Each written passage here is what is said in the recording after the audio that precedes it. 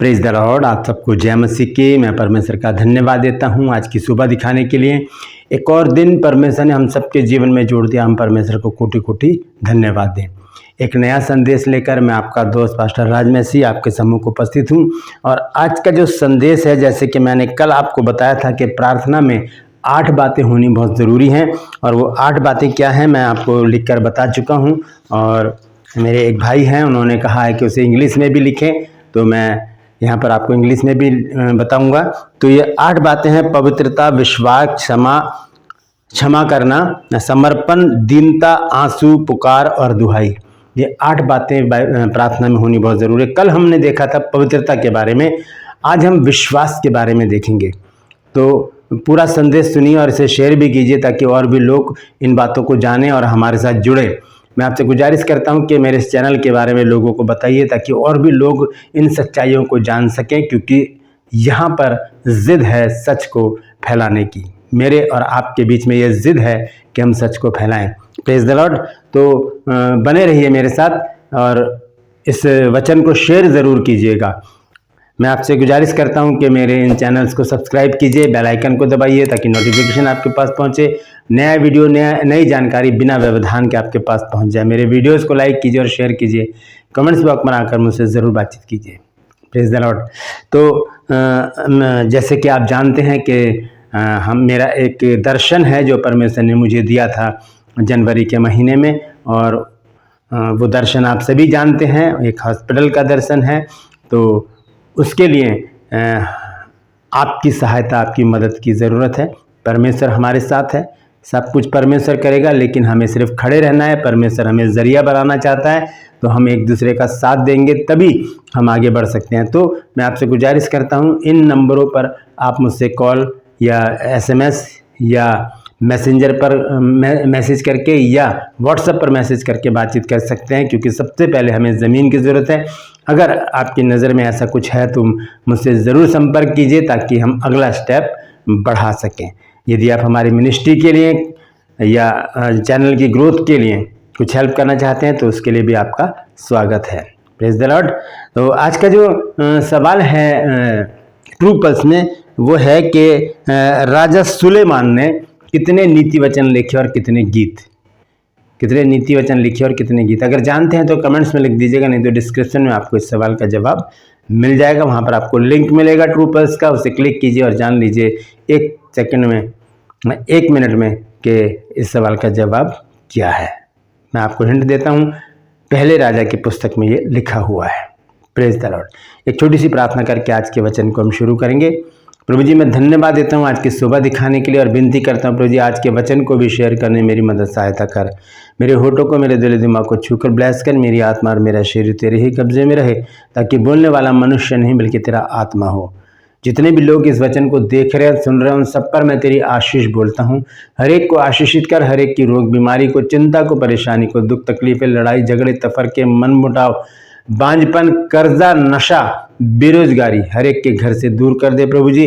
तलाक की समस्याएं दूर कर प्रभु जी, कमी घटियों को दूर कर, बुरी बीमारियों को दूर कर प्रभु। और जो लोग खो गए हैं उन्हें वापस घर में लेकर आ, ताकि उन घरों में आनंद मनाया जाए। मैं धन्यवाद देता हूं प्रभु, तूने मेरी प्रार्थना को सुन लिया। प्रभु यीशु के नाम से मांगता हूं, आमीन। Praise the Lord. तो आइए आज के संदेश को हम शुरू करेंगे। आज का जो विषय है वो है विश्वास। प्रार्थना में विश्वास, ये दूसरा स्टेप है। कल हमने देखा था प्रार्थना में पवित्रता कितनी ज़रूरत है, और आज हम देखेंगे प्रार्थना में विश्वास कितना ज़रूरी है। तो सबसे पहले हम देखेंगे विश्वास। प्रार्थना के बारे में मैं आपको बताना चाहता हूँ कि प्रार्थना का जो विषय है वो क्या है। कि प्रार्थना के विषय में हम केवल बाइबल में ही पढ़ते हैं, और बाइबल हमें बताती है कि प्रार्थना योद्धाओं ने किस प्रकार प्रार्थनाओं के द्वारा बड़े बड़े आश्चर्य कर्मों को अपने जीवन में होते देखा है, और हम आज भी इन बातों को देख रहे हैं। बाइबल इन सभी प्रार्थना योद्धाओं का उल्लेख करती है जिन्होंने किसी और बात पर विश्वास ना करके परमेश्वर पर विश्वास करना और प्रार्थना में परमेश्वर से बातचीत करना उचित समझा। बाइबल इस बात को उजागर करती है। बाइबल का अध्ययन करते समय एक प्रश्न विश्वासियों के मन में अवश्य आता है कि सबसे पहले प्रार्थना का आरंभ कहाँ हुआ और किसने किया। इस प्रश्न का उत्तर भी बाइबल ही हमें बताती है। परमेश्वर से प्रार्थना करने का कार्य लोगों ने उत्पत्ति की पुस्तक से ही आरंभ कर दिया था। आप देख सकते हैं उत्पत्ति 4 अध्याय उसके 26 पद में लिखा है, और शेत के भी एक पुत्र उत्पन्न हुआ और उसने उसका नाम एनोश रखा। उसी समय से लोग यहोवा से प्रार्थना करने लगे। उसी समय से लोग परमेश्वर से प्रार्थना करने लगे। मैंने आपको बताया कि प्रार्थना का अर्थ है मनुष्य की आत्मा का परमेश्वर से बातचीत करना। तो आइए हम शुरू करते हैं। सबसे पहले हम देखेंगे विश्वास की परिभाषा क्या है। हम देखते हैं इब्रानियों की पत्री उसका 1 अध्याय और उसका पहला पद। देखिए विश्वास की परिभाषा यहाँ पर स्पष्ट रीति से लिखी गई है। इसका लिखने वाले ने लिखा है कि अब विश्वास आशा की हुई वस्तुओं का निश्चय और अनदेखी वस्तुओं का प्रमाण है।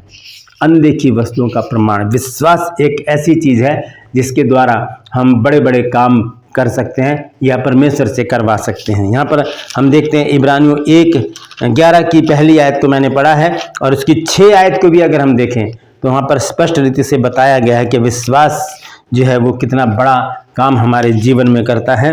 यहाँ पर लिखा है कि और विश्वास बिना उसे प्रसन्न करना अनहोना है, क्योंकि परमेश्वर के पास आने वाले को विश्वास करना चाहिए कि वो है और अपने खोजने वालों को प्रतिफल देता है।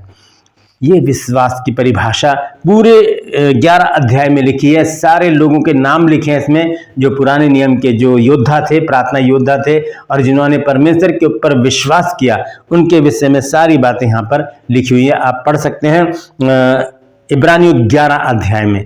यहाँ पर स्पष्ट रीति से सबके विषय में लिखा है। इब्राहिम हो, मूसा हो, सारा हो या हनोक हो, कोई भी हो, सबके बारे में इसमें लिखा हुआ है। ये विश्वासी लोग थे और इन्होंने अनदेखी वस्तुओं को प्राप्त करने के लिए परमेश्वर के ऊपर अंधा विश्वास किया, और उन्होंने उनका जिक्र इस बाइबल में इब्रानियों की पत्री में किया गया है 11 अध्याय में। तो ये हमने देखा है 11 अध्याय में। तो प्रार्थना में विश्वास अगर हम देखें तो हम देखते हैं कि याकूब 5 अध्याय और उसके 13 पद को अगर हम पढ़ें तो वहाँ पर विश्वास के विषय में याकूब ने क्या लिखा है। क्योंकि याकूब जो है वो प्रभु यीशु मसीह का भाई था। वो यीशु मसीह के ऊपर विश्वास नहीं करता था जब तक वो यीशु मसीह के साथ रहा, लेकिन जब यीशु मसीह क्रूसिफाइड हो गए, जब यीशु मसीह मर गए और तीसरे दिन मुर्दों में से जी उठे, तब याकूब ने क्या किया, प्रभु यीशु मसीह के ऊपर विश्वास किया और उसने एक पत्री भी लिखी। यहाँ पर 5 अध्याय के 13, 14 और 15 पद को जब हम पढ़ते हैं तो यहाँ पर लिखा है, पर यदि तुम में कोई दुखी हो तो वो प्रार्थना करे, यदि आनंदित हो तो वह स्तुति के भजन गाए, और यदि तुम में कोई रोगी हो तो वह कलीसिया के प्राचीनों को बुलाए और वे प्रभु के नाम से उस पर तेल मलकर उसके लिए प्रार्थना करे, और विश्वास की प्रार्थना के द्वारा रोगी बच जाएगा और प्रभु उसको उठाकर खड़ा करेगा, और यदि उसने पाप भी किए हो तो उनकी भी क्षमा हो जाएगी। यहाँ पर इस विश्वास के हिस्से में लिखा है विश्वास की प्रार्थना के द्वारा रोगी बच जाएगा। तो विश्वास जो है वो हमें क्या करता है, हमारे जीवन में बड़े काम करता है। प्रार्थना में अगर विश्वास नहीं है तो हम परमेश्वर से कुछ भी नहीं पा सकते।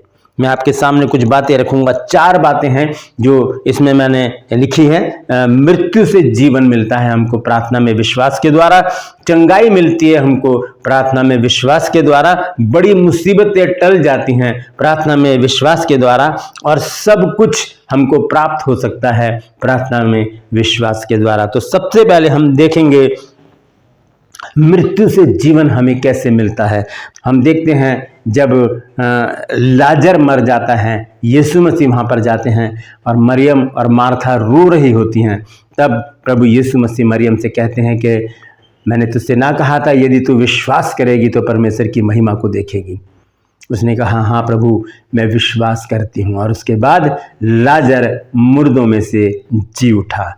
हमें मृत्यु से जीवन मिलता है जब हम प्रार्थना में विश्वास से मांगते हैं। आपने देखा होगा बड़े बड़े क्रूसेड में बहुत सारे जो परमेश्वर के जो लोग हैं वो प्रार्थनाएं करते हैं, बड़ी बड़ी बीमारियां चली जाती हैं, मुर्दे जिंदा हो जाते हैं, और परमेश्वर के अद्भुत कामों को हम होता हुआ देखते हैं, और वो केवल और केवल प्रार्थना में विश्वास के द्वारा होता है। हम देखते हैं चंगाई के विषय में, अगर हम मत्ती 9 अध्याय पढ़ें और उसके 22 पद को, यहाँ पर एक स्त्री का जिक्र है जिसको 12 वर्ष से लहू बहने का रोग था।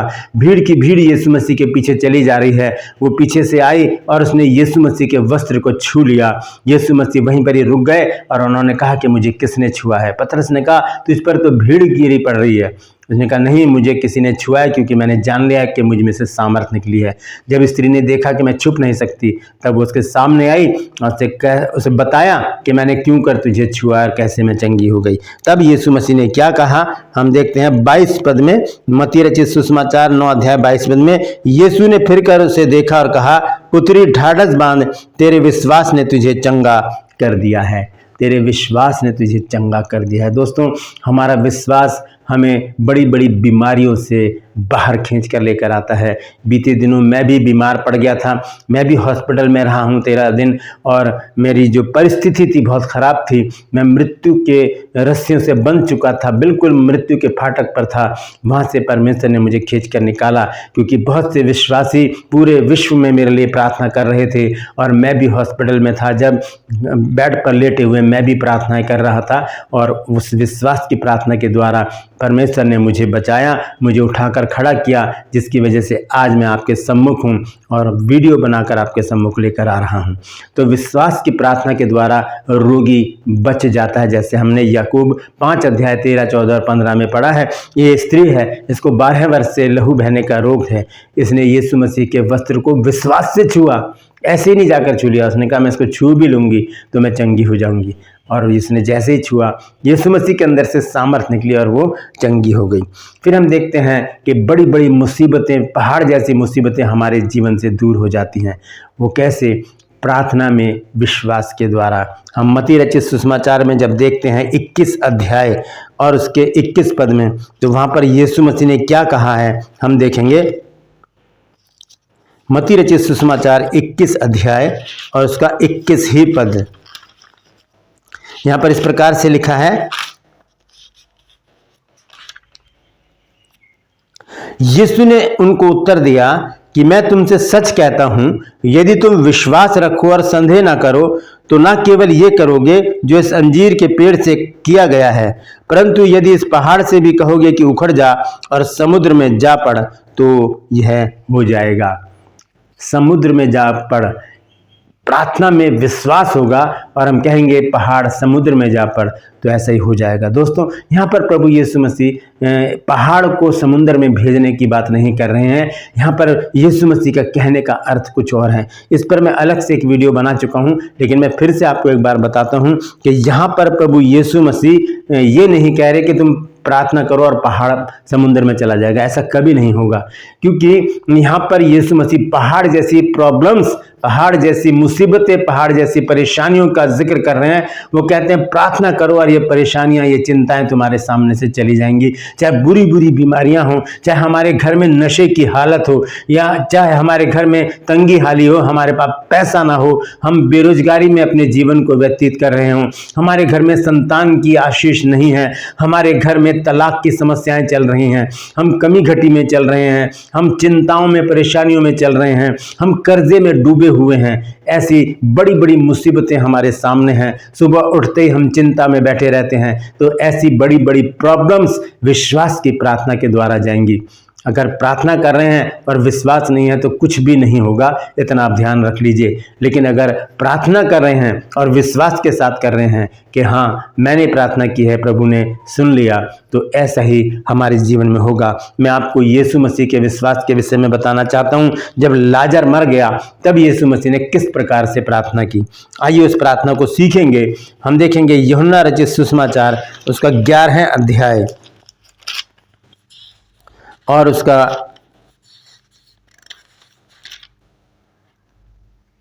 41 पद। तब यीशु ने उस पत्थर को हटाया, तब उन्होंने उस पत्थर को हटाया। यीशु ने आंखें उठाकर कहा, देखिए यीशु मसीह प्रार्थना कर रहे हैं लाजर के लिए, हे पिता मैं तेरा धन्यवाद करता हूं कि तूने मेरी सुन ली है, तूने मेरी सुन ली है। ये विश्वास होना चाहिए। ये नहीं कि तू सुन लेगा या प्रार्थना कर लिया, चलो देखते हैं होता या नहीं होता है। ये अविश्वास हमारी प्रार्थना को बेकार कर देता है। संदेह हमारी प्रार्थना को बेकार कर देता है। हमारा विश्वास होना चाहिए यीशु मसीह के समान। यीशु मसीह लाजर को जीवित करते समय प्रार्थना करते हैं। यहाँ पर लिखा है कि मैं एक बार फिर से पढ़ देता हूँ 41 आयत। तब उन्होंने उस पत्थर को हटाया। फिर यीशु ने आंखें उठाकर कहा, हे पिता, मैं तेरा धन्यवाद करता हूँ कि तूने मेरी सुन ली है। ये प्रार्थना का तरीका है। हम जब भी प्रार्थना करें तो कहें कि प्रभु मैं तेरा धन्यवाद करता हूँ कि तूने मेरी सुन ली है। Praise the Lord. तो यहाँ पर हमने देखा है यीशु मसीह कहते हैं मत्ती 21 अध्याय और उसके 21 पद में कि यदि तुम्हारा विश्वास राई के दाने के बराबर भी है तो इस पहाड़ से कहोगे कि समुद्र में जा पड़ तो ऐसा ही हो जाएगा। दोस्तों, ऐसा ही हो सकता है अगर हम प्रार्थना में विश्वास रखेंगे। अगर प्रार्थना में विश्वास नहीं है तो हम इस बात को अच्छी तरह से जान लें कि हमारी प्रार्थना नहीं सुनी जाएगी, क्योंकि मैंने भी आपको पढ़कर बताया इब्रानियों 11 की 6 आयत में कि विश्वास बिना उसे प्रसन्न करना अनहोना है। जब हम विश्वास के साथ प्रार्थना करते हैं परमेश्वर प्रसन्न होकर हमारी हर प्रार्थना का जवाब देता है। हम देखते हैं सब कुछ मिलने का वायदा प्रभु यीशु मसीह करते हैं। मत्ती रचित सुसमाचार 21 अध्याय और उसके 22 पद में वो कहते हैं, और जो कुछ तुम प्रार्थना में विश्वास से मांगोगे वो सब तुमको मिलेगा।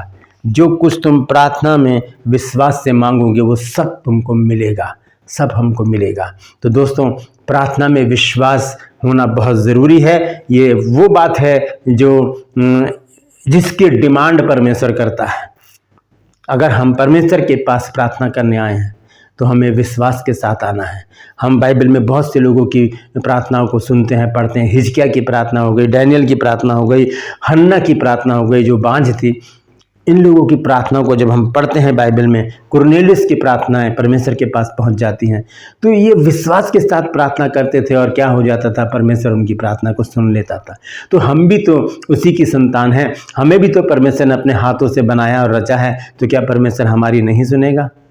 हमारी नहीं सुनेगा? ज़रूर सुनेगा। हम उसकी दुहाई देते रहें, उसे प्रार्थना करते रहें। सबसे पहली बात, हम पवित्रता से प्रार्थना करें। दूसरी बात, हम विश्वास के साथ प्रार्थना करें। ये दूसरा स्टेप है प्रार्थना के 8 खंडों का, जो मैंने कल आपको बताए थे कि प्रार्थना में 8 बातें बहुत ज़रूरी हैं। पहली बात क्या है? पवित्रता। दूसरी बात है विश्वास। पवित्रता के साथ और विश्वास के साथ जब हम प्रार्थना करेंगे तो हमारी प्रार्थना परमेश्वर की सुनहली वेदी पर स्वर्गदूत लेकर जाएंगे और उसका जवाब हम पाएंगे हाँ और आमीन में। Praise the Lord. परमेश्वर इन वचनों के द्वारा हम सबको आशीष दे। यदि आज आपने कुछ नया सीखा है तो कमेंट्स में ज़रूर लिखिएगा और इस वचन को शेयर कीजिए ताकि और भी लोग इन गहराई की बातों को जान सकें।